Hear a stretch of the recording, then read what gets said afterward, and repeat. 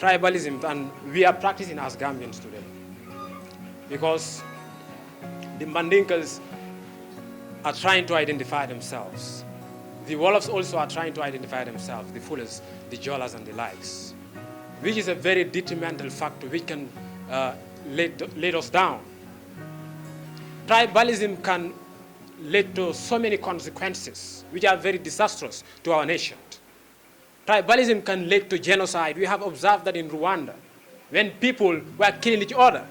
So if we do not use our minds or our intellects in practicing politics based on the positive manner, we will once again be manipulated. So in order to observe a good politics in our nation, we must have that spirit of love for our nation, not to vote for a particular person because he emerged from a particular ethnic group. That is an ethnic affiliation, and an ethnic affiliation can lead to political adversity. So we need to use our intellect, our cognitive ability, in ways to evaluate how we use our votes, because the vote is the most powerful thing in which we can to change the conditions and the system of our nation. Because Africa is not moving forward. Every day we are seeing things which are very unorganized and are in the segmentary state.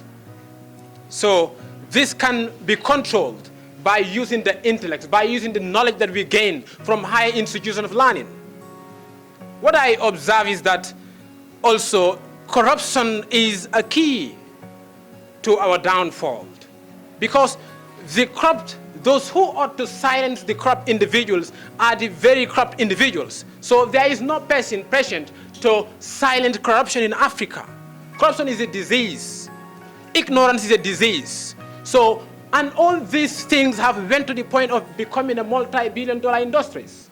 So when corruption has become an industry, when ignorance has become an industry, how do you think people can end up those industries or to demolish those industries? It would be very difficult. So we need to have the spirit of Africanism, the spirit of Gambianism, in order to observe that unity reign, stability reign. And if we do not have peace in our nation, we think that development is building of skyscrapers in African cities. Development is not that.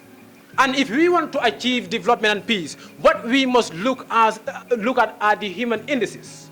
I think Professor Lumumba said it, the Bhutanese have got it right, what they call the cross-national happiness index. You know, and we are not very mindful. We were colonized, and we think that we are still independent. Africa is not independent. It's not independent at all.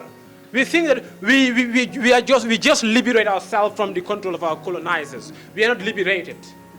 They are in another facet of colonization, which is the neo-colonialism. They are controlling our economic. They are controlling our intellects, our minds. Do you think, what is the cause? Every year, the Africans would be called in Berlin or in the United Kingdom or in America just to discuss with the Africans. Do you think they are discussing something for the benefit of Africa? No, not for the benefit of Africa, but for the benefit of those particular countries. So, but the African politician is not in the business of thinking how to relate with the world. Now the Chinese are thinking how to relate with African other civilization in 100 years from now. But the Africans, if you ask them how to relate with other civilizations, they will not just. If you ask African leaders how to relate with other civilization, tomorrow they don't know it, because they are not in the business of thinking what is right and wrong. So in order for us to move forward, we must park everything aside which can serve as a negative aspect. And anything that is practiced negatively, know that the consequence would be negative. So the Africans must not practice the politics of tribe.